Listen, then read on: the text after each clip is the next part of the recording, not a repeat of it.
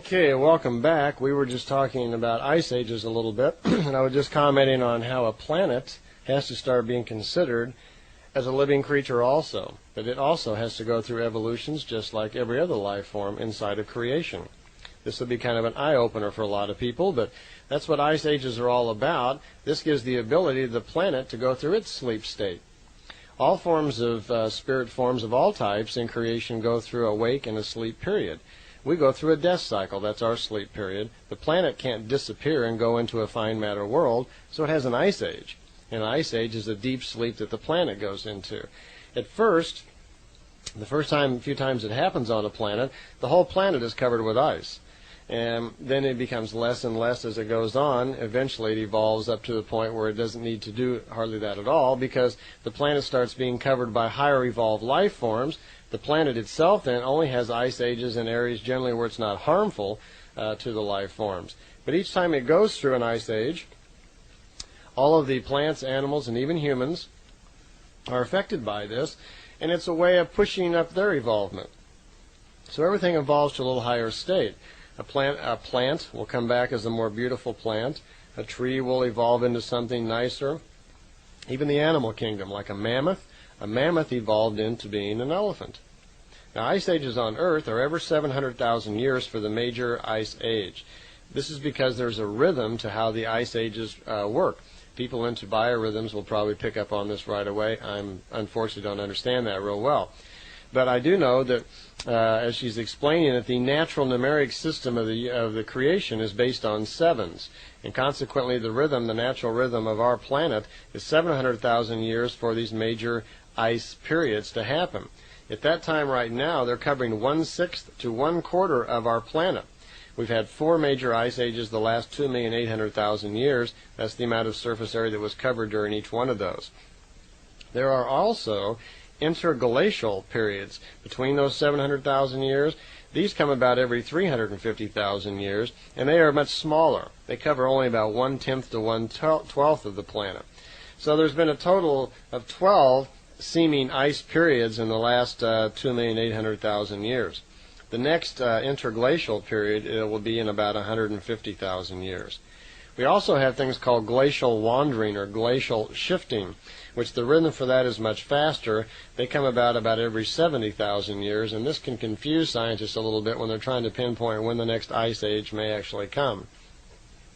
So all of these periods have their own rhythms, and they're all corresponding to the 7x7 numeric nature of the creation itself. Okay? Billy raised another question about Pope Paul VI, and who he had been told earlier would be poisoned and is dead, but at the time he was still in office. And so he was, of course, kind of concerned about that, and he said, I thought she's supposed to be dead. And Semjase remarked that he is. That actually the chairs, the cardinals of Rome, who control the popes, had, through association with the Jewish Zionist extremists, poisoned Pope Paul VI. The man who was then looking like Pope Paul VI was an imposter, and that actually they had found someone that looked like him, done some alterations to make him look like it. They'd even gone to the problem of erasing the birth certificates, school papers, and all the records they could find of the original Pope Paul VI to hide what they had actually done, so people really wouldn't recognize or ask any questions that might cause problems. Billy wanted to know if there was any life on any of the planets again in our system. She said no. And he said, well, how about extraterrestrial bases on Jupiter? She said no, but on the moon called Ganymede, there was an extraterrestrial base there. That extraterrestrial base was founded and operated by the B'Phath intelligence. And again, the B'Phath intelligence is also sometimes called the Giza intelligence, because these were the beings, the extraterrestrial beings, who were hiding out below the Great Pyramid of Giza and have tried to cause Billy so many problems. Another interesting note, we talked earlier about Saint Germain, this guy Rokosky that lived as the man Saint Germain, who was kind of a trickster, magician, and fraud. We're going to talk more about reincarnation and life cycles later on, but she pointed out to Billy that he has reincarnated. He's not aware of it, but the man who was once thought of as being Saint Germain is now reincarnated in a new life. He was born in Bohemia, and he's now known as Prince Roger de Pulaski. and he lives in Germany. And Billy was just kind of knocked out by this because they were able to track this guy, watch his new life cycle, see him be born as a different individual, and he wanted to go meet him and just, I guess, to check him out. And Semjase remarked, no, stay away from him because he's just as deceitful, just as much of a fraud. It's just as much of a wasted life as it was in his previous life when he was Saint Germain. So Billy never made really any attempt to find the guy. There was a question about the White Brotherhood. They say that there are spiritual centers that they are in control of or are using the forces of. Places in, like in Peru in the Andes, a place called Meru, M-E-R-U. There's another place in Uxmal in the Yucatan Peninsula of Mexico, outside of the city of Merida, if you've ever been out there. And there's a place, the Royal Teton in Wyoming, and a place called Banff in Canada. And Billy wanted to know if these centers were actually places where their spiritual powers were talking to people. Okay, that's what the White Brotherhood apparently says. And she says, no, this is total nonsense, that the White Brotherhood, being a very powerful organization, has a lot of old knowledge. And she says they are aware, I guess you could call it a mind trick, where you can have a large group of people concentrate their thoughts on one particular spot. Like say you get 1,000 people together and you want them all to concentrate on one particular exact location. What happens is, she says, when all of their thoughts actually do converge on that one location, there's kind of a block of energy that forms right there, and it causes a reflection or an echo that bounces back to the person who's sending the thought. And they perceive that, they're confused, they somehow think that they're being spoken to by a spiritual entity. They're not. It's just their own thoughts bouncing off this block where the convergence is. Unfortunately, apparently the White Brotherhood uses this as some sort of trick to get people to follow them or whatever. There's another question about the drive system of the beam ships. That was asked earlier, and she reiterated, that the old beam ships, as they were called, worked on kind of a light bundling system. Bundle was the word that they used, but they haven't built those for about 400 years. When Billy took the first pictures of Semjase's ship, that was a beam ship. It worked on that light principle. And those ships give off some amount of radiation. And she isn't using that ship any longer. She had a new ship. Her new ship used an anti-gravity drive, and it was based on a different principle of dischargement, whatever dischargement means. She says this ship had this anti-drive was used for planetary drive, and they used a tachyon drive in space. And she says it's based on faster than light particles that, as our scientists learn to understand them, will begin to name them tachyons. The present ship that she was in at that time for the contact, she says, has a different kind of drive system. It's called an antimatter drive. By the way, that ship weighs 1.5 tons, she said. Billy was kind of surprised, and he says, you mean antimatter actually exists? She says, oh, sure. There is an entire antimatter world. As she'd explained to him once before, there are even parallel universes. So in the antimatter, I don't know that there are worlds in the antimatter world, that there is. They just said there's an antimatter world and did not really define more about it, except that there's an immense amount of energy that somehow can be pulled out of this antimatter dimension or world, whatever it is.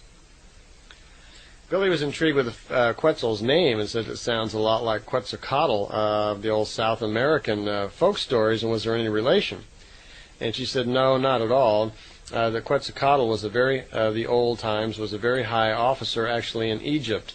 And he took upon a special mission to go to South America, to the land of the Aztecs. And when he went from Egypt to South America, he had a small spacer ship. And when he landed with his spacer ship, of course, it was very impressive with the local Aztecs, and they regarded him as a god and a great leader. But he ran into another man there similar to himself of great power, which I can't begin to pronounce. It's spelled Huitzilopochtli.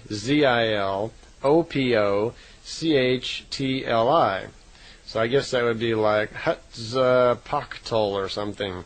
Anyway, a battle ensued between these two powerful people, and Quetzalcoatl lost out.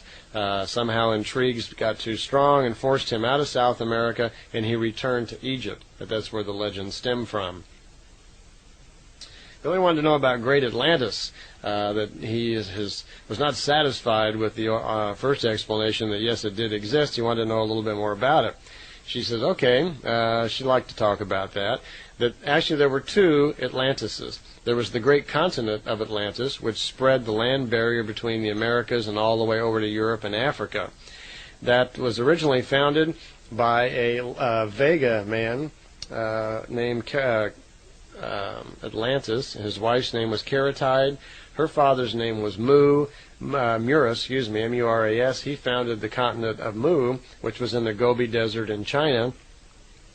But there were two Atlantises. There was the great continent there. His wife, Caratide, started like a smaller colonization of Atlantean people in the area we now think of as the Mediterranean Sea, around the Santori Islands, or Santori area right in there. And she says what happened was that when Atlantis finally fell during the Great Wars, that small Atlantis lived on for almost 6,000 years, some of the people who survived that.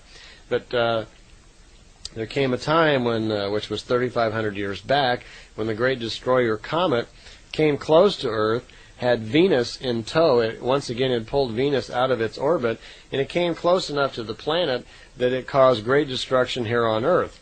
Mostly, the side of the planet, the Mediterranean side, was facing the great comet when it went by, and it pulled all the water out and caused waves up to 200 meters high, flooded all over Egypt, Crete, and Syria. Volcanoes erupted, the ocean floor was broken loose, and most of those small islands, the Santori Islands, sunk below the sea, and most of the inhabitants that had survived there in Little Atlantis died out. Crete at that time was called Minoa, M-I-N-O-A. Descendants of Atlantis, they survived there, but most of the islands were gone. So there was mainly two Atlantis colonizations, the very large one and the small one started by his wife Caratide. Mu, on the other hand, was a colony of Lyrians, and there was a city under Mu in the Gobi Desert, and that's where Agharta was and still is. Actually, there are two Agharta cities. There's a large one, Agharta A, and there's a smaller one that's connected by a tunnel called Agharta B. Apparently it was like just a rural outgrowing or something. Each city, they're independent. Each one has a man and a woman who are the leaders of those cities. Billy had a question about extraterrestrials and Earth people about dying and being able to go to another planet.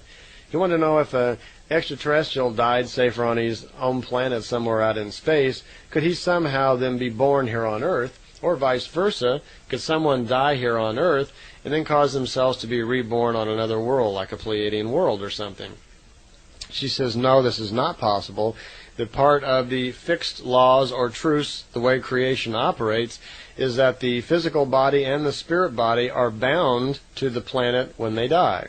When you pass on, your spirit is somehow connected to this planet body that it's on through some force of nature, and it's not possible. If you want to die and be born on another planet, I suggest what you do is you get a ride on a beam ship, you go to another planet, as soon as they open the door, and you walk out on the other planet, kill yourself somehow so you can die on another planet, and then you'll come back on that other planet. That's about the only way it's going to happen. So there's really no truth to these stories we're hearing about people claiming that they're going to die and they're going to ascend to another dimension and that they're going to go on and live on another planet. It's just not possible. There was a question about colors and levels of consciousness, and this is an area I don't understand too much, but for those of you who do, I'm familiar with colors in meditation when you sink into meditation, but there are colors related to the level of consciousness, and they are called the radiation values, is what the Pleiadians call them. They don't mean too much to me, but I will put in the exhibits, I'll put a page in there listing all of the numbers, the colors, and what they mean, and they are somehow related to our levels of consciousness. So those of you who are into that, you may find that interesting. Just roughly, the first value is pink, number 2 value is violet, 3 value is green, 4 is golden red, 5 is golden, 6 is white, and 7 is blue. Questions about disease were asked, and Semjase remarked, yeah, on the Pleiadian worlds they have some disease. They still have diseases that they get from other worlds. Some still affect their society here and there, but for the most part they're pretty much disease-free. they have learned, for the one thing, that most diseases, almost all of them, are created and caused by the way we think. And on their world now, there's a far more balanced way of thinking, so they're not prone to disease to begin with. They do occasionally still catch colds and flus, things like that, which can happen to you. As far as cancer and some of our more dreaded disease, they didn't have those diseases. They were aware of how one way it might be possible to cure them through force of spirit, but she would not comment on that, because she said to reveal that would reveal certain powers of the mind that we really weren't ready to understand yet, and it's better that we discover and evolve towards these on our own. One of their very serious levels of morality is that they are not allowed to interfere with our personal right to evolve on our own path of evolution.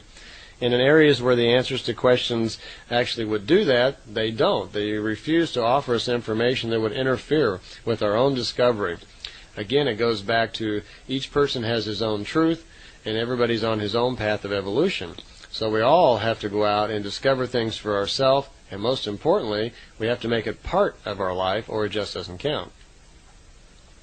Billy had an interesting question, and I'll get more into this later on the Emmanuel tapes, but as you'll find out later on those tapes, Billy actually travels back in time and meets Emmanuel, and Emmanuel leaves something for him in the future, which Billy does find later on. That turns out to be a piece of foil, and what looks like metal foil. And Billy has taken that to the Max Planck Institute in Munich for testing to see if there was something unusual about it. Well, apparently that the foil was some sort of combination of sulfur, carbon, oxygen, and hydrogen peroxide. It appears to be calcium sulfate or gypsum. They tried burning a little bit of it. There was no smell, and it just turned to a white powder. And he wanted to know what was the origin of this almost unusual little substance, not so different than what things we have here, but where did it come from? Semjase told him that that was a present given to Emmanuel when he was 7 years old by his real father, who is Gabriel, a flesh and blood human being from the Pleiades. That Emmanuel, there was no, I guess you call it immaculate conception. Mary was impregnated by Gabriel, and there was a normal childbirth, and Emmanuel was born just like any other living flesh and blood human being. There was no magic involved there. His father was Gabriel, a physical man, and this was a present given to Emmanuel when he was 7 years old. It was kind of like a keepsake, and it came from a planet called Alcyon. And Billy was a little surprised because Semjase mentioned at this time, she says, this is a keepsake, and Emmanuel was just trying to find a way to leave it for himself. Billy kind of paused because every now and then they kept insinuating that he was somehow either had been Emmanuel or was somehow connected with it. And he was having a lot of trouble with this because he had no recognition, really, at that time of ever having lived a life as Emmanuel. But there was constant reference to it throughout the notes, and when we get into the Emmanuel tape, I'll tell you the rest of the story. I wanted to tell you that whole story all in one run so we could get the whole thing in. One of the other really topical things that came up was the subject of abortion. Well, this was, she said, quite different on their world because their technology is so far more advanced. For instance, they can detect pregnancy within 3 days. Okay, so that being possible, then they can create or cause menstruation right away, and it washes it out so there's no life lost. They've also learned that the spirit actually inhabits the body within 3 weeks from the time of procreation, so that they've got a little extra time span there. So when our technology advances and we have the ability to actually detect pregnancy earlier, then that will be a great help. They also apparently put something in their food which stops pregnancy. So, whatever that might be, I don't know. That could be helpful for us. Okay, we're up to the 58th contact, which is on Monday, June 28th, 1976. So it's been going on now about a year and a half. Semjase and Quetzal both come in a ship this time, and Billy wants to know if they would go ahead and land their ships on the ground. Typically, when the ship would come in for a contact, they would not sit down on the ground because they didn't want to leave any tracks. So Billy asked them if they would on this particular occasion. Quetzal agreed, and they set the ships down on the ground. And this, of course, when they do that, now the landing gear comes down, and the ship's on the ground, and the gravitational force of the ship makes an impression on the ground. and then once the ship is gone, it leaves three little nice rings down there going in a counterclockwise fashion, and you can see where the ship actually set down. Actually, what happened was the grass looks similar to like what a crop circle looks like, except they're smaller, of course. There are three round circles where the tripods of the ship set down. The grass is not broken, it's bent over, and it's growing the opposite direction of all the rest of the grass because it's no longer being controlled by the gravity of the planet. The gravitational force of the ship overcomes the gravity of the Earth for a period of time, causing the grass to grow the other direction. It doesn't break it, doesn't discolor it, and eventually it just grows back in when the gravity of the planet naturally overtakes it again. Well, on this particular trip, Billy had a surprise. Semjase brought her sister along. Her name is Plea, and he had an opportunity to not only meet her, but show her how to ride his moped. So he spent about 10-15 minutes with her, and she asked him, that they didn't have much time today, but could she come back at some time and borrow his moped and go for a ride of her own? And she thought this was kind of wonderful fun, and Billy was making fun of us as being barbarians by riding around on these little bikes, and she thought that was kind of humorous. Billy had a question about life in the Centauri system. He had heard from different sources that there had been contacts by ETs from those areas, and wanted to know if there was any truth to that. And Semjase remarked, yes, it was, that there has been contact from beings from the Centauri system, that actually there was three groups of areas in Centauri that supported human life. Alpha Centauri, Beta Centauri, which is called the Barnard Star, and Proxima Centauri. 6 light years away from Earth is the Barnard Star, and there is human life there that frequently makes contacts with us here on Earth. As a matter of fact, I think that Semjase had some friends there and knew these people that were making contacts there. On the 60th contact, which was Thursday, July 29, 1976, Billy had some questions of Semjase if she would go over the dates and times of the great catastrophes that had befallen Earth. He was a little confused about the time period of the Great Flood, the falling of Atlantis, and a couple other events that the destroyer comet apparently was creating, and he wanted to get these straight. So she commented, of course, she'd go over these. She says, to begin with, the farthest back date that we'll start with was when Atlantis and Mu destroyed one another. Atlantis destroyed Mu, and Mu was able then to retaliate and actually destroy Atlantis. We went over this story just a little bit before. That was 11,498 years ago. Now, these years, these time periods, are all based on a number of years back from the time they were talking, which in this case was 1976. She says a very large planetoid came close to the Earth 10,215 years ago, and that divided the waters of the Atlantic Ocean, causing great flooding. Water ran over the Mediterranean area and up through northern Africa and into Europe. There was great problems then. The destroyer comet, of which they have mentioned several times and which has wreaked so much havoc on Earth, came by 10,080 years ago, causing severe flooding once again. Now, this comet comes around normally every 575.5 years, but that cycle can vary. Sometimes it varies up to 200 years, but it always gets itself back on cycle, and if you average them out over a number of times, it still comes out to 575.5 years. This destroyer comet came by again 7,957 years ago, and again came very close to the Earth, and there was volcanic action and flooding. It returned again 6,906 years ago, and there's even more flooding again. Apparently, every time it comes by, it's so huge, and the mass of this destroyer comet is so big, as I told you earlier, it's a very heavy, dense mass, and its gravitational force is so strong it literally causes massive tidal waves in the ocean.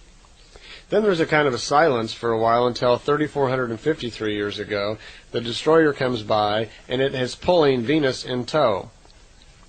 Now, Venus, as you may remember, was originally a moon of Uranus some years back, and 3,453 years ago was the final time that the destroyer comet affected the orbit of Venus and pulled it into the present orbit that it's in.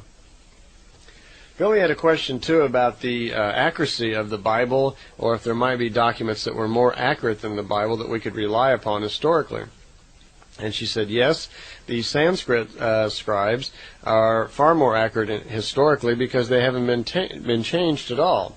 The Bible had been altered on several occasions because different power groups, societies, and kings and so forth have made slight alterations, good or bad, to serve their own interest, where the Sanskrit scripts had never been changed at all. They had never fallen prey to any power or leader that had altered them.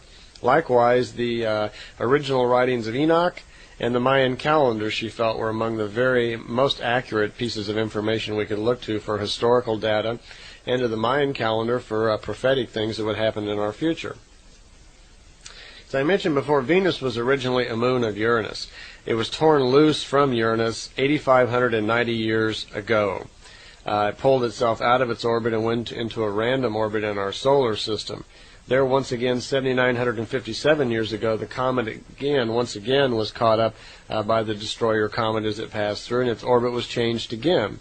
Again, it was in sort of a random pattern in our solar system. Once more, 6,906 years ago, when the comet came through, it once again gave Venus a little tug, and Venus was running dangerously close to the Earth. 4,058 years ago, the orbit is changed once again as it closely comes by the planet Earth. And finally, 3,453 years back, Venus is finally towed into its current orbit. It swings around the sun very close and is greatly heated up. That's why it's hot today, and went into its current orbit. Velikovsky believes that possibly Venus came out of the planet Jupiter, but the Pleiadians are telling us different. Velikovsky's assumption is because he was trying to explain somehow how it got so hot.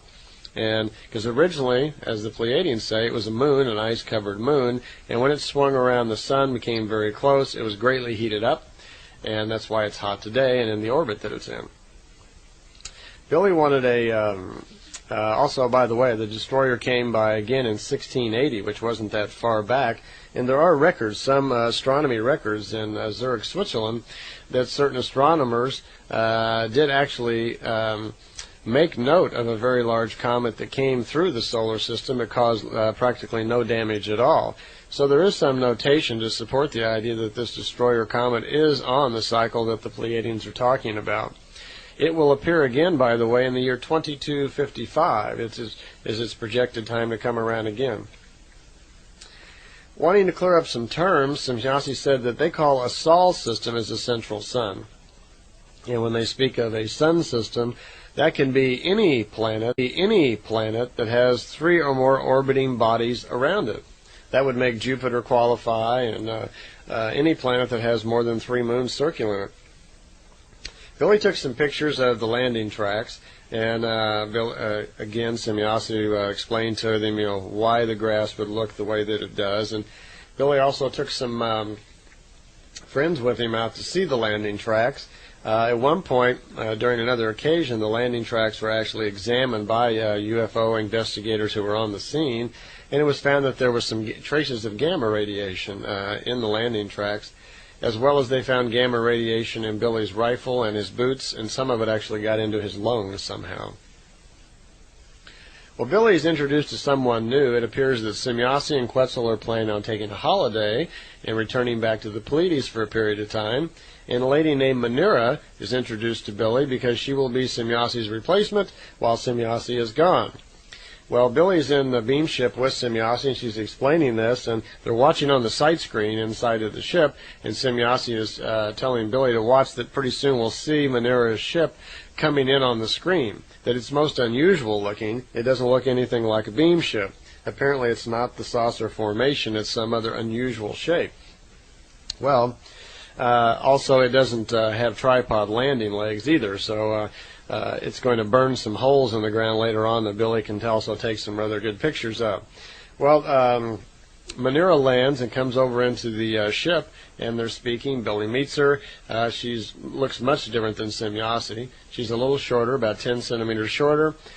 She's very dark brown skin, kind of Jamaican sort of looking, with very dark hair. It's explained that she actually comes from a Vega planet, and the planet name is Duran, and she's going to fill in for Semjase till the end of the year, which would be a period of about 3 months. Billy, as soon as he sees her, wants to know if there was any possible connection, because of her look, to the Hottentots of Africa. And she said, well, there is some, that her forefathers had come to Earth a long time ago and had mated with the Huns. And at that time, an offspring of that later developed, because the Huns then came together with the African natives that were there and created the Hottentots. So this, she said, was one of the original origins of her particular race through that intermixture. Billy noticed right away some unusual language going on that came to mind. He was curious about the different languages that they spoke. And he asked Semjase, on the Pleiadian world, is there a name for the language that you speak? And she said, yeah, they call it Sarat, S-A-R-A-T. And they also know another language they call Kosan, K-O-S-A-N. And this was the Kosan language was a universal language that most all ETs and highly developed intelligences were aware of, and it was a universal language they could all communicate with each other. Manera's home language, from where she came from, was called Jenan, J-E-N-A-N. This was Manera's first time on Earth. So Semjase is kind of commenting to Billy, take it easy on her, don't ask too many difficult questions, that she's here to help out a little bit, and don't make things too difficult for her. Just a quick aside here, on Good Friday on 1976 was a chance for Billy to actually record the sound of the ships. Normally they fly rather quiet. You can't hear anything except maybe a real faint kind of whining sound occasionally, because the protection screens around the ship hold the sound from going out, so you can't hear the thing. You can't see it, you can't hear it, you don't know if it's there. Well, Billy was driven out to the site by Hans Schutzbach, where he's going to record the sound. He gets his recorder out, he goes out into this open area, and he's just standing there with his hand up in the area, and Hans is way back over by the car. But even Hans can hear the sound clear over where he's standing. Hans doesn't get to see anything, which is a little frustrating for him, but he can see Billy out there, and Billy's waving, his hand is motioning, and the sound gets a little bit louder, and he records for about 10 minutes, and then he makes kind of a wild gesture for them to stop, and the sound goes away. He's told then later that the sound was caused by the rotation of the outer parts of the ship as it hits the air. So apparently something is spinning. For myself, I didn't know that the Pleiadian ships would spin, and I'm not so sure that they do. It might be energy kind of whirring around the outside of the ship or coming off of the ship. I'm not really sure about that. But it could be maybe the outer edge. There could be maybe on the ring on the outer edge of the ship, maybe something actually does spin. I'm really not sure about that. Anyway, one of the interesting things was that, again, apparently Billy had been followed, because just as he's finishing up taking his sound recording, a car pulls up and there's a couple of police officers in it. Another car pulls up and it's somebody else, and suddenly there's like a half dozen people looking in the bushes and looking around to see what's going on with Billy. So he's having a very difficult time at this point going anywhere without being followed. Let's move forward now to the 63rd contact, which was Wednesday, September 22nd, 1976, a day after my birthday. My birthday is September 21st. Semjase tells Billy that it's been a month or so that since she's seen him, she purposely stayed away because of his poor health. Apparently Billy's been sick, he's been in bed, he's gotten himself terribly run down, and he's not able to handle the work of his mission. And she kind of gets on him a little bit about that, because repeatedly they're telling him to be more careful with his health, not to overwork himself, that he's going to jeopardize the entire mission if he doesn't take a little better care of himself. So he kind of shakes his head, yeah, okay, yeah. Billy was never much one for taking care of himself, so it didn't mean much to him. On this particular landing, Manera's ship also comes in and sets down the way Billy asked and leaves a burn spot on the ground. So Billy wants to take a picture of that, and he finds out also that Manera's got a beam pistol, some sort of beam pistol, and he asks if he can also take a picture holding that. He thought that'd be great fun to take a picture holding the gun and then take a picture of a tree that he'd cut a tree down or shoot a hole in a tree or something. So they said, yeah, that would be possible, that they would arrange for that. It was on this contact that Semjase tells Billy that Svath, whom he had his first contacts with, was her grandfather. And Billy's very surprised by this. He didn't know that. He really never knew too much about Spath, but he was kind of surprised, and he says, yeah, Spath disappeared on my 16th birthday, and I always just assumed that he probably died. And she said, that's correct, he did, and that was her grandfather. He inquired about the unusual ship that Spath came in because it looked like a pear to him. It was an unusual form. And she said, yes, this ship was a present to her grandfather, and it was from a race of people in Sirius. Apparently in the Sirius area they have 2 planets there that inhabit human life. On her 64th contact, which is Saturday, October 2nd, 1976, Billy's decided pretty much he's not going to go public, and he's explaining this to his group. He just can't get himself to do it. He's very frustrated about all the negative thinking that's pushed out against him whenever he tries to go public. He made a couple of attempts to show slides and show people. He's offered his reports to numerous authors, writers, and UFO people. Instead, for the most part, they seem very opinionated and aren't really open to his thinking, and they don't believe him. They make fun of him. So he's finding that this really isn't getting anywhere. A lot of people are hearing about it. He's getting a lot of publicity in the newspapers and magazines and on radio. Some of it okay. Hardly any of it is positive. Most everybody's calling him crazy and a lunatic and so forth. So he's really kind of giving up on the idea.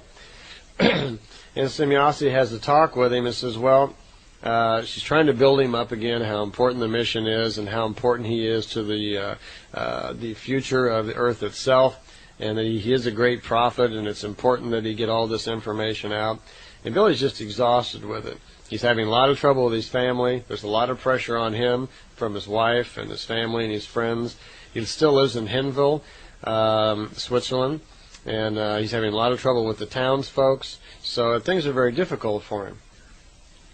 Well, Semjase tells him at that point that they're very interested in they're very interested in him going and taking this to the public, and they're pleased that at least so much information has gotten out so far because they want to examine our reality. They're openly admitting now and starting to admit to Billy they really don't understand too much about our cause and effect, that they're not real sure how we're going to react to things all the time. They don't seem to be very tuned in to our logic. You know, us little earthworms down here, we have our own way of doing things and solving problems, and the Pleiadians don't seem to be tuned in very well to that. And now they're telling Billy that a lot of what they've been doing is pushing Billy to go public almost as an experiment. They wanted to see, for one, if Billy would actually go through with it and what the public would really think of it. They're very interested in trying to see if the information would go worldwide because they want to look at the responses of the people to see if mass consciousness can actually be stimulated. They say apparently they're forbidden to actually one-on-one get into our innermost thoughts. They can't sample our independent thoughts. It's like an ethics thing with them. But they can, and apparently they were, through Billy, trying to impose their will a little bit on the mass consciousness of the public to see if that might be possible. And they're mentioning to Billy that it's kind of important to them that they find this out by 1977, and they're not telling him why 1977 is very important. But she tells Billy that they're regarding him actually as a success because the information is getting out. There's a lot of coverage on it. The pictures are causing quite a stir. Most people have, in Europe, the few people that have seen his report notes don't agree with it or are voicing a lot of objections to some of his numbers and his philosophies and so forth that are stated in these contact notes. But the pictures seem to be making inroads into governments and different organizations who are taking it seriously. So the Pleiadians were very pleased about that, in that Billy's UFO contacts have made more impact than all the UFO groups have had over the years. And that's kind of true. Billy's probably more well-known than all the UFO groups anywhere. More people know about the Billy Meier UFO case all around the world than any other UFO case. Billy's also apparently looks kind of like been a test case. They've been watching the probability that Billy himself would be able to keep going on his mission without acting against them. Apparently they've had problems with that in the past, but those that they've selected have not turned out to be very loyal and sincere. And they said there's a 34% chance that he would have acted against their wishes and caused the mission to fail, but Billy's not done that so far. He's hung in there real well. So they were very proud about that, and they were very happy about it. So they are doing kind of their own little lab testing, and it's becoming more and more apparent that Billy and his group, apparently, and all of us, are something of an experiment, really, for the Pleiadians. That's probably the main reason why they don't land on the White House lawn and show themselves in force. They don't have any intention of doing that. And thank you, I'm glad that they don't. This is our planet, after all, and we have to solve our own problems.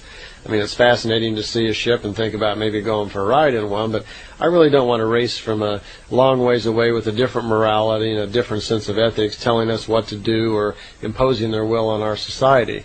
And you know, if they let the ships be seen all over the world, that it's going to cause a lot of panic. Many people are going to worship them. A lot of other people are going to take everything they say totally serious.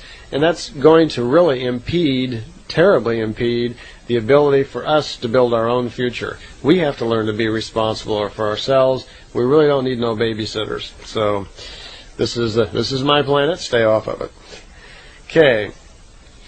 On our 65th contact, which is October 23rd, 76, they reiterate a little bit that they're happy with the way things are going, and that they don't want Bill any longer to worry about going public. As a matter of fact, now they've got a new attitude, and they want him to start protecting himself, because now they're saying that so many people are finding out about it that there are many groups out there wishing to cause Billy harm, and there will be more attempts on his life.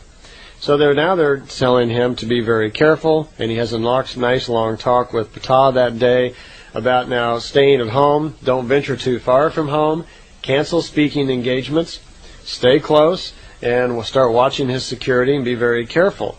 That there are also others out there still trying to bring harm to him, so he's going to have to start watching it. From now on, his message should only be for small groups, and he should look to very serious-minded small groups to get his information out, and let the information from the contact notes start being disseminated in this fashion. One of their main worries, he says, remember earlier we talked about a group of people under Unterberg, and these were people that had flying discs.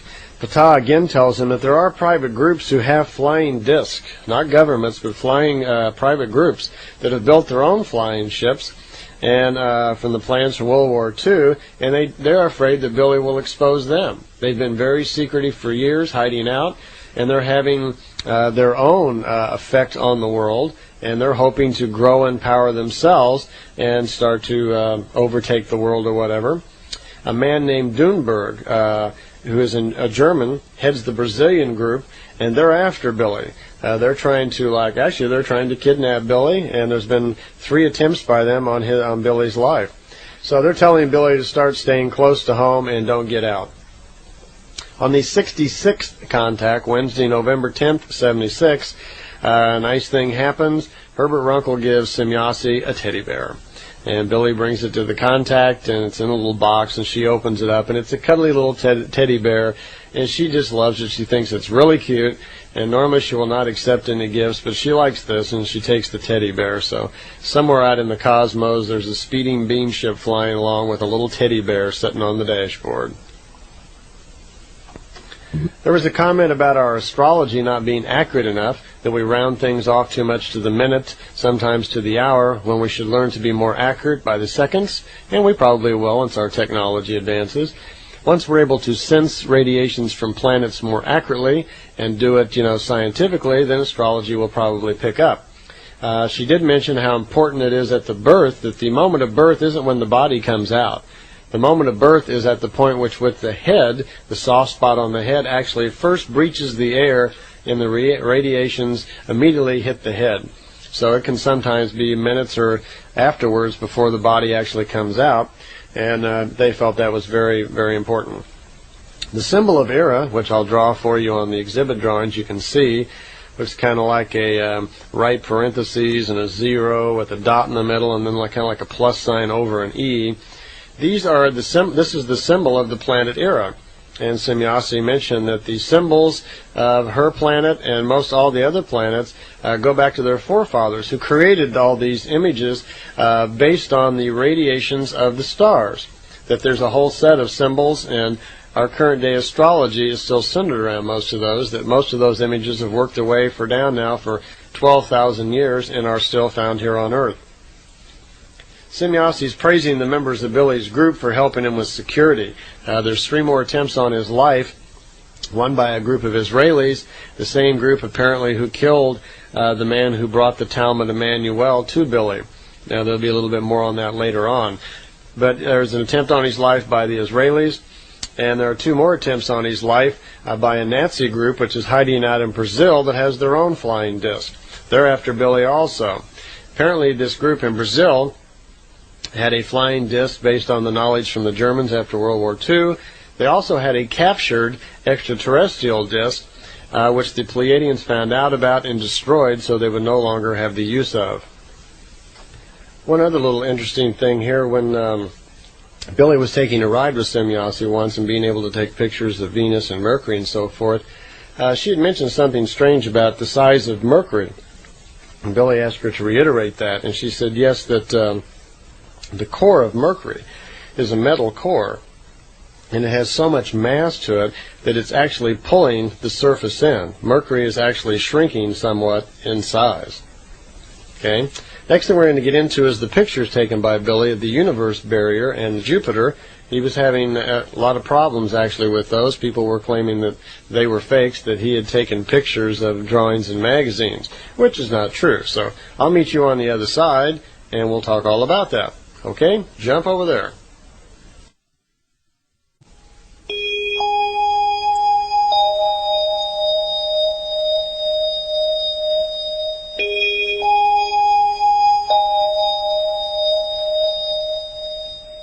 Okay, welcome back. When we were ending up on the other side, I was telling you that Billy had taken some pictures of the barrier between universes when he was able to take a ride with Semjase on the Great Spacer ship.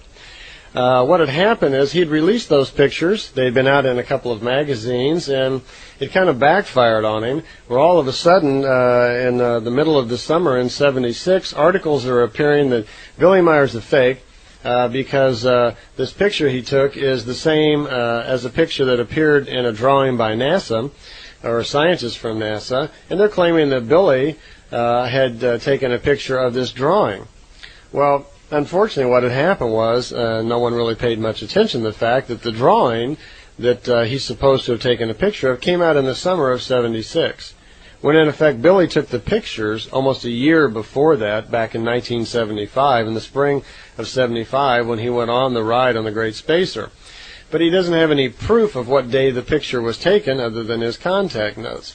Unfortunately, a slide of film, the ones that he took, there was no date on there, and he really couldn't prove it. And he says even if he could, there was a date on part of the roll of the film, but no one was really believing him, and he was very frustrated that the media would actually do that. And he was pointing out some differences too, where in his picture that it differs from the drawing, where the some of the images are different, that the Great Barrier actually was an oval, and in the drawing it's a circle, and that in the drawing there's a what looks to be like a village or a town below the big hole. And in Billy's picture, it's slightly different. So if you look closely, you can see that they're really not exactly the same. One is kind of a caricature of the other, it looks like. So Billy's very frustrated by this. Also, someone is questioning Billy's contact notes. They're saying that the writings of Semjase, the things that she says, sound exactly like the way Billy talks. And they're questioning, whether or not Billy's just making all this up. Well, Billy's discussing this with Semjase because people don't understand exactly how the contact notes were created. When Billy goes home and the contact notes are transmitted to him via a device on the ship, it doesn't come through in language. What actually happens is the device on the ship goes into the subconscious of Semjase, reads the thoughts, transmits the thoughts to Billy, but they come through to Billy, as symbols. Billy, long ago when he was young, was taught this symbol language that's used by the spirit, and it's used in telepathy. And their machines on board the ship transmit like it's telepathy. So Billy receives all of this, and he writes down all these images and shapes, and then he converts them to language. So because he is converting them, he's writing down, he's expressing in his own views what Semjase said and what he said. So the actual writings, the actual sentences and choice of adjectives and words and everything in the contact notes is all Billy's on both sides. Okay? That's why. We're not reading and listening to the actual words and feelings of Semjase. It's actually Billy's interpretation of that. So there's a little difference there. So he thought, well, people aren't going to understand that anyway. They won't believe that that's even possible. So he's getting even a little more frustrated with the entire problem here of being a great prophet. Okay, we're moving up to the 69th contact now, which is Friday, December 10th, 1976. So we're getting close now to 2 years of contacts here. Billy had a question about Easter Island. It's one of the great mysteries here on Earth that's have gone unexplained over the years.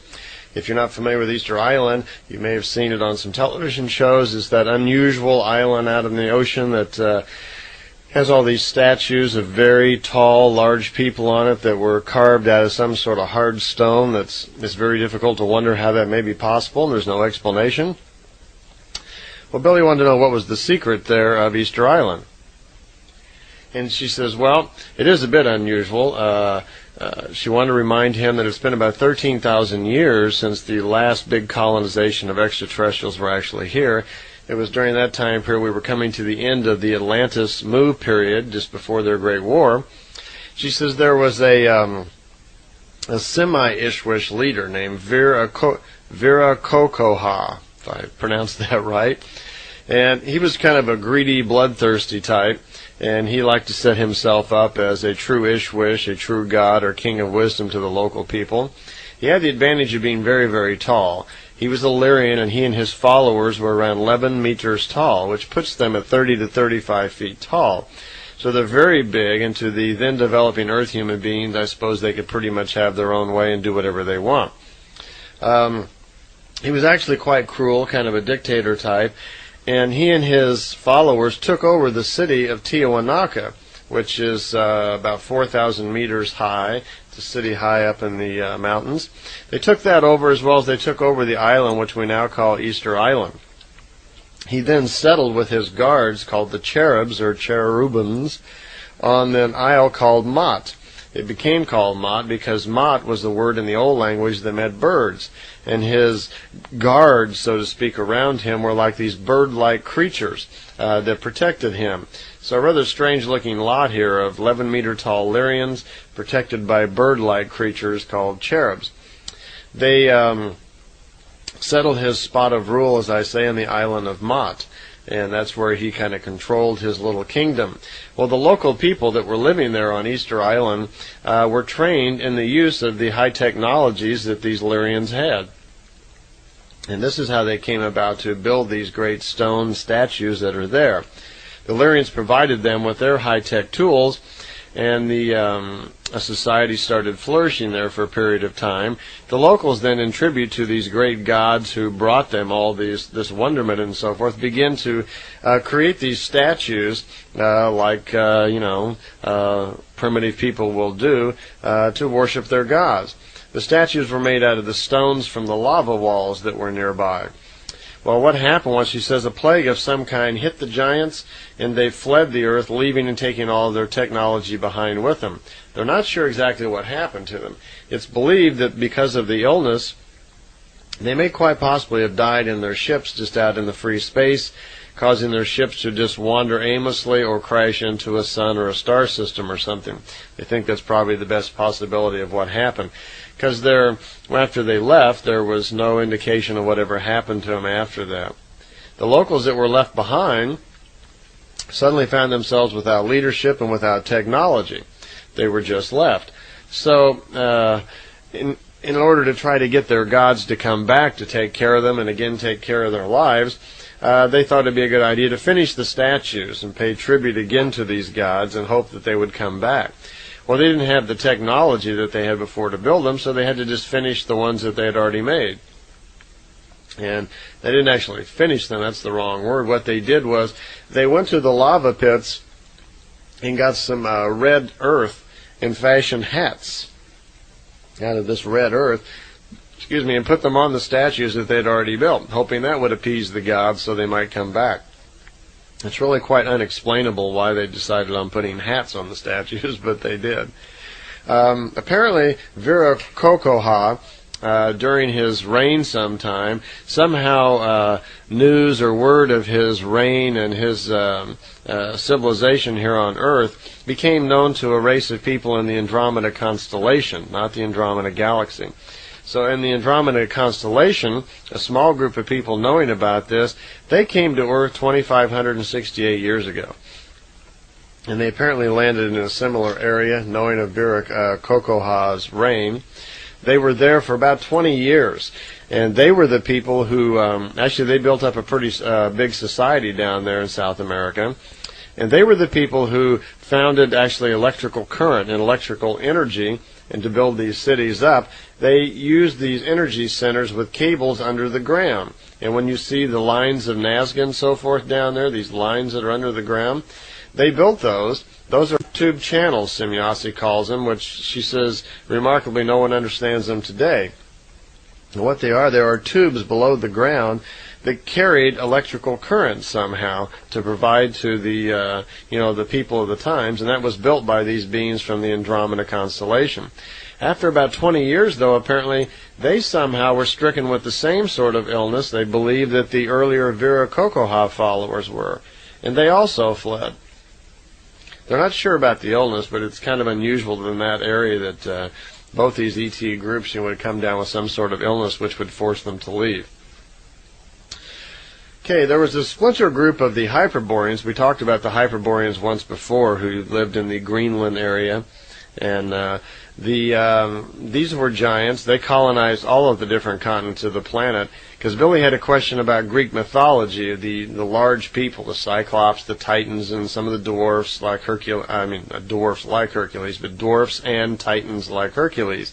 And she said, yes, these were primarily people descendants of the Hyperboreans. And then quite a few of them were very large. Hercules was 3 meters tall. A meter now is roughly just a little bit more than 3 feet. It's like 3 feet and an inch. So when you can round all these meters off, just multiply them by 3, and that would give you a rough idea of the footage. Hercules then was about 9 feet tall. Noah was about 3 meters 10 high, so he would be probably around 11 feet tall, something like that. Adam, when he was created by Semjase, the science leader, he was about almost 5 meters tall, so he was somewhere around 14, 15 feet tall. Gilgamesh, the Sumerian god, was very tall, 7.5 meters. So we're looking at over 20 feet tall here. The giants of the yesteryear, though, after staying on Earth for a while and breeding, they slowly degenerated themselves down in size. So even though many of these great tall titans had bred themselves in with the Earth people, that the Earth genetic slowly degenerated the size of the people as well the planet itself. Because the atmospheric pressure on a planet and the sun have a lot to do with the size that you're going to grow here, because that affects, of course, the pull on the bones and so forth, how strong your bones can build and how big you can be. So after a period of time, even these giants of yesteryear, their offspring degenerated down just to being the size that was in accordance with the size of the planet. There was a question about a person's name. Like Billy wanted to know, if a person's name, how it is chosen, and is it important? And she said, yes, it is, that a person's name should reflect several things. One, his knowledge and his abilities, as well his level of evolution. If not, if a person is bearing a name that is not right for them, it can cause confusion in their life. Interesting idea, huh? As an observant, she pointed out that one of the people in Billy's group, Jacobus, whose name is Jacob, she says, here's a man with a particular problem because that's the wrong name for him. Because of that, it creates confusion. He overburdens himself with thoughts on dangerous ideas which are not normally characteristic for him, and they give trace of that to the name. She says, for instance, Edward means preserver of the treasure in the old language. By the way, this old language they refer to is the language they figured out that within all spirit forms of the universe, this symbol language that Billy uses all the time, it's a very accurate language where the symbols actually portray the true meaning of what things mean to the spirit. We have words like tree, car, milk, run, and, this language that we've made up called English. but the sound of these words, these phrases and the sounds are different to the spirit. The spirit doesn't hear them very accurately, and quite often there can be some confusion between the sounds that you make and the way that the spirit actually interprets them. So the ancient Lyrians had figured out the actual sounds of words and what they really mean to your spiritual self. And I have a book, by the way, of names that Billy gave me. There's thousands of names in there with the sounds, how you say the words, and what the meaning actually means to your spirit. So when she's saying Edward means preserver of the treasure, that's what she's referring to. When you say the sounds, Edward, the sound of that phrase to your spirit means preserver of the treasure, and that was the basis for this old Lyrian language that she's talking about. Semjase, her name means semi-Ishwish. And Ishwish, to reiterate, means king of wisdom or god of all knowledge. And she's halfway through the studies or halfway through the evolution of becoming an Ishwish, so she's a semi-Ishwish. And semi in their language is E-L-O, so Elo. And a female Ishwish is called an Ishrish, I-S-H-R-I-S-H. So in effect, Semjase is an Elo Ishrish, is how they would pronounce it in her language. So her name really isn't Semjase. This is a name that she's using for these contacts. But on her world, she would be referred to as Elo Ishrish. When you hear people channeling all the time and claiming to be channeling Pleiadians and so forth, and you wish to challenge them a little bit to find out if they're really in touch with Pleiadians, you could find out if they know this. If they know anything at all about Pleiadian worlds, then they would understand this concept of language, and they would understand then exactly what these people, what their real names are, and how, because they don't call each other like Semjase and Ptah on their planet. They refer to them by their level of knowledge, education, and spiritual evolution. Another question was about the size of our galaxy that we're in. Billy was curious because astronomers say that our galaxy, the Milky Way, the spiral galaxy that we live in, they estimate that it's about 30,000 light years to the center of our galaxy. Yep. Semjase commented that not exactly right, that our instruments are not that accurate yet. That actually to the center of the galaxy of the Milky Way, as measured from our Sol system, from our sun, would be 53,000 light years. Now we're out kind of on the edge, the suburbs here of our galaxy, but if it's 53,000 light years to the center of our galaxy, that's at least 116,000 light years across, plus we're not clear at the edge. So the Milky Way galaxy could easily be in excess of 125,000 light years across it. If you're not into mathematics, and if that doesn't mean anything to you, imagine it like this. A light year is expressed, it's the basic theoretical idea of the distance that light will travel in 1 year. Say, for instance, you went out on a starry night with your flashlight, and you clicked the button and flicked your flashlight on. A light immediately leaves your flashlight, doesn't it? It would circle around the planet, if it could, go in that direction, for instance, 7 times in 1 second. Because light travels at 186,000 miles in 1 second. Now, we're used to thinking of things in terms of miles per hour. Okay, if you get in your car and go down the freeway, it's 55 miles in 1 hour you may be driving. Well, here light's going 186,000 miles, 7 times around the Earth, in 1 second. Now, here's what a light year is. If light travels at 186,000 miles in 1 second, it takes 60 seconds to make a minute, doesn't it?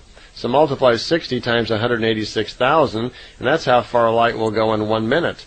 Well, now it takes, 60 minutes to make an hour, so it takes 60 times that number, and that's how far light will travel in 1 hour.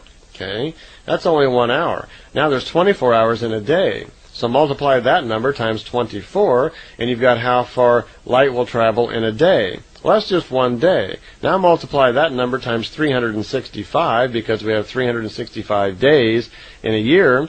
Now you got a huge number, and that's how far light will travel in 1 year. Consequently, that is a light year. Now they're telling us that it's 53,000 times that, 53,000 of these light years to get to the center of our galaxy. So we have just a fantastically huge number here. So living on our little planet with our primitive devices, our cars and our airplanes, distance relative to the size of the galaxy is way off. We have no concept. And that's just inside. Our galaxy then may perhaps be around 125, 130,000 light years across it in diameter. But then once we leave our galaxy out into free space, there are billions and billions of galaxies. We have no concept of the idea or the size of the actual universe itself. So I don't think that you could even express it in light years. Probably if you shot a beam of light from our galaxy in a particular direction, if it would continue on forever, it could be countless billions and billions of light years before it would ever even reach, any sort of edge to our universe. And again, an edge doesn't exist because it seems to be in a spiral type shape. Okay, Billy is led out to a spot telepathically by Semjase where he sees a hole burned in the ground where it looks like a saucer has landed. It's about 4 meters in diameter. And they're also around the center hole. It looks like there's about 4 other landing tracks where it looks like the landing gear of a ship may have set down. But it doesn't look like a landing tracks from the Pleiadian beam ships. Also, he starts looking around. It's in the snow around the ship. And he finds footprints leading away from the ship, one of them leading down to a stream and coming back. He finds some footprints that disappear off into the forest and come back. One set of footprints have no trail at all. Just a few meters, about 100 meters away from the ship, there's just one set of footprints in the snow with no trail leading. So how does someone make footprints in the snow with no trail? Looks like they just popped right out of the air and stood down in the snow and then disappeared. Semjase explains that there was a very small dwarf race who became lost in time and came into the Earth atmosphere. They had set down there. Finding themselves in a rather strange place, they decided to collect some samples and try to figure out where they were. And the footprints that Billy has seen is these little dwarf beings going out to collect samples in the trees and in the water and so forth to ascertain more about the planet. The unusual set of footprints where there was just one footprint in the snow far away from the ship, she said that while 2 or 3 of the dwarves were out collecting samples, that one of them was kind of posted as a sentry, and he was floating or flying around in the air, and at one particular spot he came too close to the ground and actually sat down in the ground in the snow for a minute and then flew back up into the air. Apparently what had happened is that these were a race of people who were just developing time travel and had made a mistake, an error in their calculations, and had greatly slipped out of time when they were in hyperspace and found themselves on Earth way out of their own time frame. Semjase remarked that Ptah would help them, that he would make some efforts to find out where their galaxy was, and then he could return them in his own ship. He could return them back to their own time. That would be possible. Normally, if you're in a ship on your own and you go into hyperspace and you vary the speed of your particles, like we talked about earlier, if you lower that speed too much and there's too much variance, remember you'll slip in time billions of years and you're going to have almost an impossible time ever finding your way back. So here's a situation where that actually happened. On the 70th contact, which was on Thursday, January 6, 77, here we're almost up to an anniversary contact, because Billy's contact started on January 28, 75, so we're almost 2 years now into the contacts, and we've had 70 of them. Billy had some questions about atoms and molecules. He'd remembered that Semjase at one point had told him there was some molecule that had 49 atoms in it, and he wanted a lengthier explanation about what that was. She said, well, that's the most unusual molecule because when spiritual energy is formed, that the first molecule, the first primary steps and beginning of formation of spiritual energy is a molecule formed of 49 atoms in it. Now the atom itself, she said, is not pure material. Our scientists are still thinking of it as all coarse matter, that an atom is completely solid matter, but it is not. She said that an atom is actually a crossover, and the crossover was the phrase they used, that an atom is a crossover between material matter and spiritual energy. That both things go into comprising an atom, but our scientists have not discovered that yet. Atoms can be explained, she said, in sevens. The Pleiadians call it the sevens of the synthesis of matter. That atoms actually have 7 planes to them. Currently, our science seems to be aware of 2 levels, in other words, 2 breakdowns of what is inside of an atom. There are 7 levels. The 7th and the 6th level, she says, are now aware to our science, that we figured out the 7th level of what's inside of an atom. And we've even become some aware of the 6th plane, which is composed of elementary particles. But she says, at least as of 1977 here, that our scientists currently are confused by the 5th plane. It's a mystery. Now, we're up in 92 now, so I don't know how we may have advanced in those areas.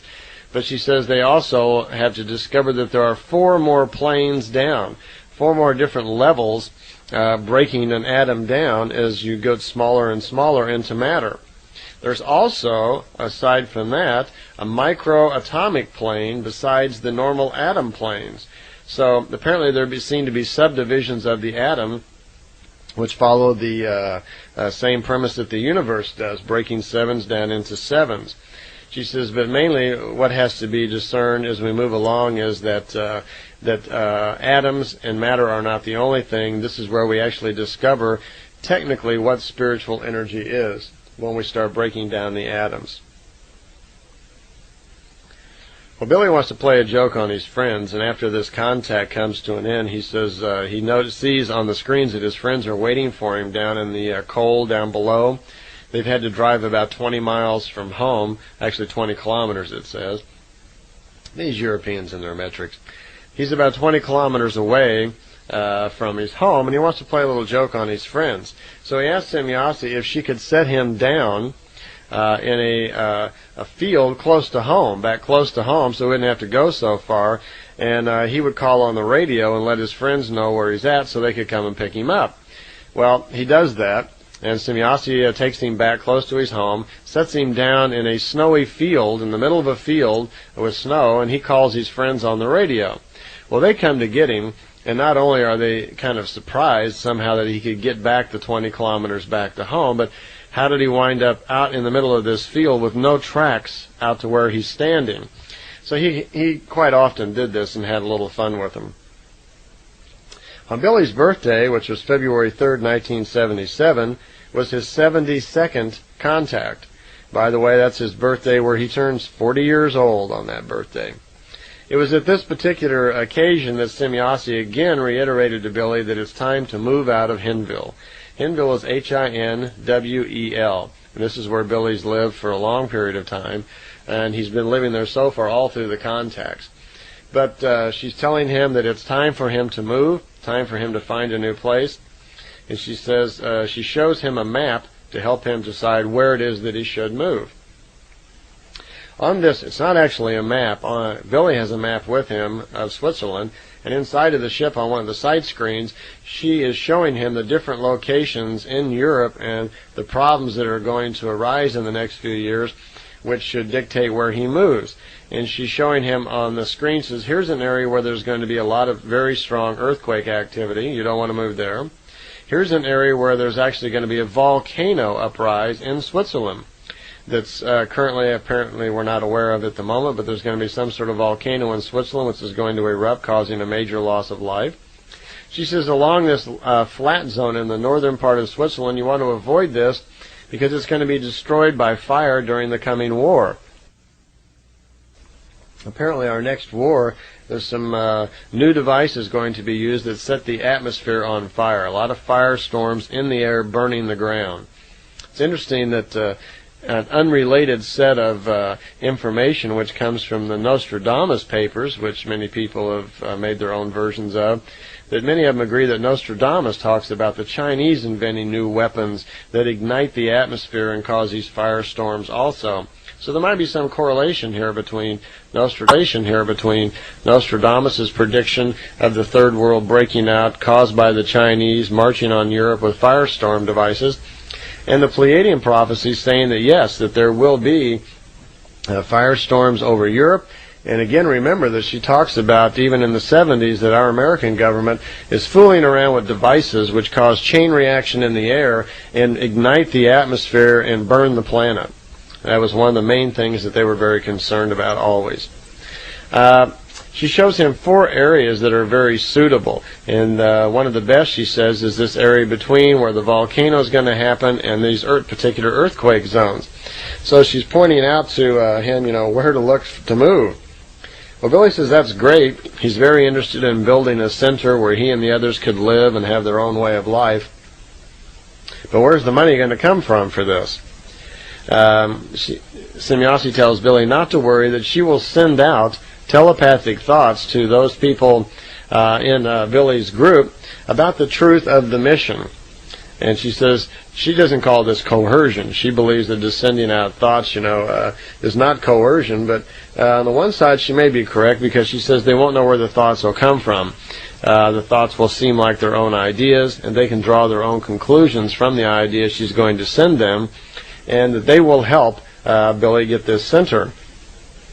Then she goes on to explain that many of the group members that have already come to follow around Billy will be incarnated in their next lives to help Billy out again.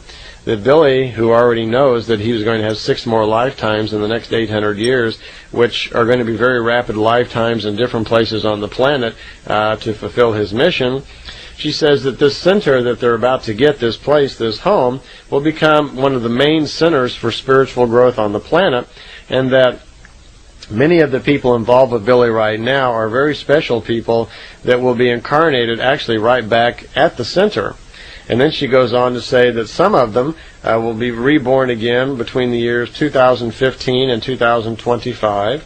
A couple others will be born between 2033 and 2036. And the last ones will be born again between 2045 and 2072.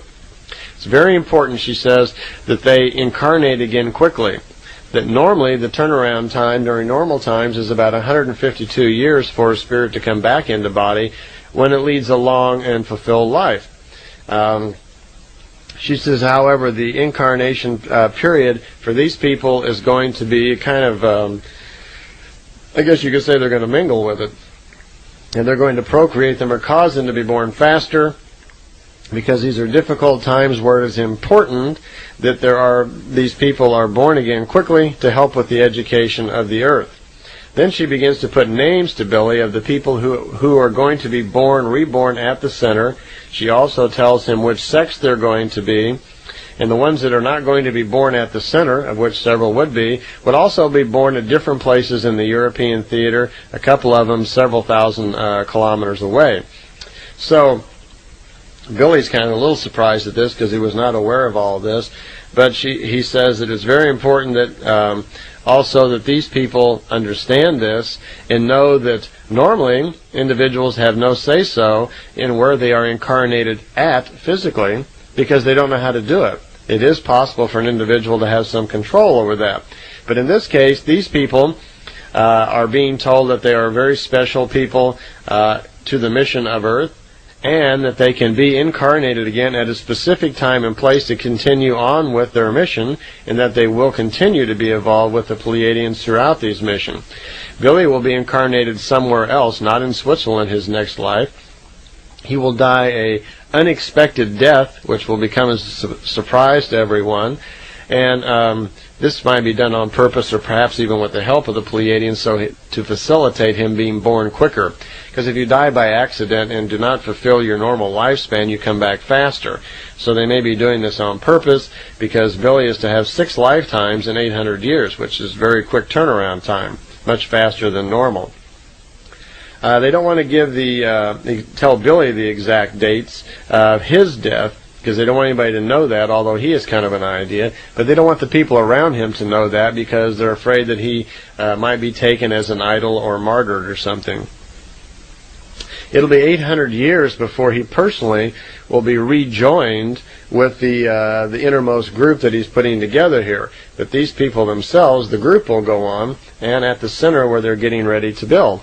So she felt it's very important that they know this, and how important it is that they all contribute to the center.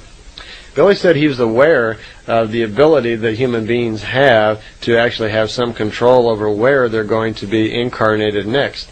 that in his travels when he was younger in the Himalayas, he had spoken with some real masters who really understood these things, and they had told him at the time how that was possible.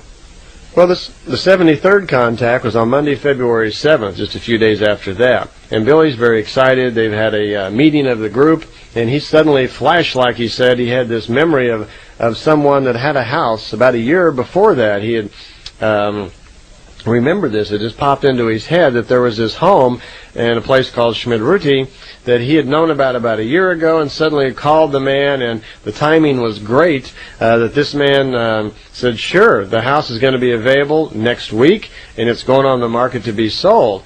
And it was one of these locations that Billy had always thought would be really great to have a center at. And he was very excited that it just seemed to fall right in place. Well, Semjase says, well, it didn't exactly fall in place, that she'd had a little bit to do with that she knew it was the right place, and she already knew in the future that that would actually be the location, but she wanted to leave it up to Billy to make the final decisions. She didn't want to interfere in his free will. But what she had done was, Billy didn't exactly get the idea to call this man back on his own, that she had brought that old memory to the forefront of his conscious mind so he would remember to do it. So it was his own initiative that actually called the man and so forth, and to find out about the house. But apparently the house was going to become available, and the group was very excited about it. And again, she reiterated the importance that certain group members become aware of how important they were to the mission. Later on, it's not in the contact notes, but later on, Billy's even going to inform certain of the key members in the group of their past lives, how they've been involved with this mission to educate Earth in previous lives already and don't know it, and how their importance affects the spiritual growth of the planet Earth in the next few hundred years. So many of those people that are living over there right now are under the impression that they've had previous lives and will have more lives to come in connection with Billy and the Pleiadians, and that by living there at the center, they're becoming a member of, and the word elite was used. It says that if they continue on and help with the center, and that their incarnations will be controlled by the Pleiadians, where they will be reborn and pulled back together, and they will become members of what the Pleiadians called elite spiritual leaders to help in educating the Earth. Well, I emphasize that the word elite is in the contact notes because many people who've gone over to visit at the center have come away with the description of the people there that they seem to think that they're kind of an elitist group. And that's probably where this thinking comes from. The Pleiadians have told them that they are going to become that they are special incarnated spirits working on a mission. And they do have that attitude over there. They're not unkind. They're not cold to people. They are just into themselves. They're very busy with their mission. They take this very, very seriously. And to outsiders, when they come over there, especially even myself, my first time over, you do get that impression that we mistakenly think that they think they're better than other people, and that's not the case. They just like to keep to themselves and protect their own environment and protect their own thoughts, and they are very, very serious about the mission that they are on. You see, for all of these people, they have a different truth than the rest of the world does. All of these people have had contacts mentally, telepathically. They've been out to see the ships physically. To them, they know it's real. To UFO experts and investigators and people who look into this case around the world, they may look at fringe evidence and say, well, and people who look into this case around the world, they may look at fringe evidence and say, well, it's probably not true, or this is too exaggerated, or for whatever reason, they come to their own conclusions that Billy Meier perhaps may be a fraud or a great hoax, and they make up some sort of evidence of their own to try to support their ideas. But to Billy and the people that are living over there, it's all very real. Because for them, they've all experienced it. It's their own truth. And they have knowledges, experiences, and so forth that the rest of us really aren't aware of. Semjase goes on to explain to Billy that she already knows in the future that this is the home that they will get. And it's called Hinter Schmidruti, because Schmidruti is the post office on the road right there. That's where you write to when you write to Billy. And he lives behind the post office. So in the German language, Hinter means behind. So he lives in Hinter Schmidruti, in other words, behind Schmidruti, behind the post office, which he does. It's a little road that just leads down into the forest right behind the post office there on the road that goes to that area, and that's where his home is. She tells him that it will be purchased in the early part of '78 in the spring, that the group members will buy it, and that Billy will be greatly surprised, which won't be any surprise anymore, of the difficulties, intrigues in the group when they actually try to come together to buy this place. And actually that did happen. I don't have time here, and it's probably not even a good thing to talk about, but there were a lot of problems among all of the group members when they actually sit down to the kitchen table and started getting the money together to buy this place. And there are many great stories of intrigues among people and families getting irritated with one another, and many people left the group, and Billy alienated some people, and there were a lot of social problems among many members of the group when this came about, when they were all going together to form this little center that they live at. There's 15 people live there now. There's 25 people in what's called the Kern group, the center group of people that pay for and own this home. Well, Billy's in the ship on his radio, and they're over the city of Kloten, which is a suburb of Zurich. There's an airport there. And he sees, he's got his radio with him. He's got his little two-way radio with him, and he's trying to get in touch with Jacobus, who is down in the car, and he can see Jacobus on the ground. And he asks Semjase if Jacobus can see the ship. And she says, no, probably not very well, that it's being screened, but she can let it be seen a little bit. And so he calls out to Jacobus on the radio. Jacobus doesn't answer. And she says, well, I've told you before that when the ship screens are on, it also blocks energies from going out, and your radio signals can't get through the screen. So, and then she fixes it somehow, and she connects his radio to something in the ship so his radio can actually, his signals can get through the screens. Jacobus hears Billy, and he responds, no, I can barely see the ship. It looks like a shimmering light kind of in the sky, but I can't make it out very well. So Billy turns to Semjase and says, let Jacobus see the ship. So she does. She drops the screens just for a few seconds, and quite quickly Jacobus responds, yes, I can see the ship. And it was just hanging in the air in front of him, up in the air. So he was very excited. So for him, Jacobus, here was his truth. He finally got to see exactly the ship in broad daylight and know for himself that it was real also. So he has his own truth. Billy says, well, let's play a little joke on Jacobus here, and when you let me down right in front of the car to kind of startle him. I'll just appear suddenly in front of the car. And she says, well, I can do even better than that. I can fix it so when you materialize, you will materialize from the ground up, and it will look like you just came popping right up out of the ground. And he says, that's great. That's exactly the effect I'm after. He wants to shock Jacobus. So he does, and he appears, he just springs right up in front of the car suddenly, and it really gives Jacobus a shake. And Jacobus later goes on to write like a 2-page little article about his experiences that day, seeing the ship, and he describes how he has to put up with the tomfoolery and the jokes of Billy when he springs up in front of the car. Billy did this for Elsa and Bernadette and several others. He's always trying to trick them, but over the period of time, over the course of these contacts, all of his special members and close members of the group all got to see the ship at one time or the other. All received telepathic messages from Semjase. Many of them have their own shoeboxes full of pictures that they took on their own in broad daylight also. So anyone who thinks the ships are not real or there is not supporting evidence, all you really need to do is talk to these people. There are a number of them over there who have all shared in this experience, and this is another reason why they keep to themselves. Okay, we're up to the 75th contact, which was on Monday, February 21st, 1977. Billy says to Semjase something kind of unusual happened. They were out at the new house that they haven't moved into yet. They're out at the new house, getting excited, looking it over, before it goes through escrow. Or we have escrows in California. I don't know what they have in Switzerland, but they're getting the money together to buy the house, and they've made a down payment apparently, and they're waiting for the paperwork to close and the house become their own, and they're out looking at it. And Billy notices in the basement, which was full of water, that the water now is disappearing, and he notices one small footprint where the water was, and it looks like the footprint of a child. And he calls out to Bernadette, who's with him, to get her camera and come take a picture, which she does. And Billy says, stand right here and take a picture to the area where that footprint is. Bernadette doesn't see anything. So she snaps the picture, and they're using a flashlight because they don't have any light down there. She doesn't have a flash. They take the picture. The picture is then developed, and Billy tells her to watch on the film because on the film she'll see something unusual, and she does. On the film, she sees a little dwarf being with a helmet on, and she's really surprised because she says, I couldn't see anything with my eyes.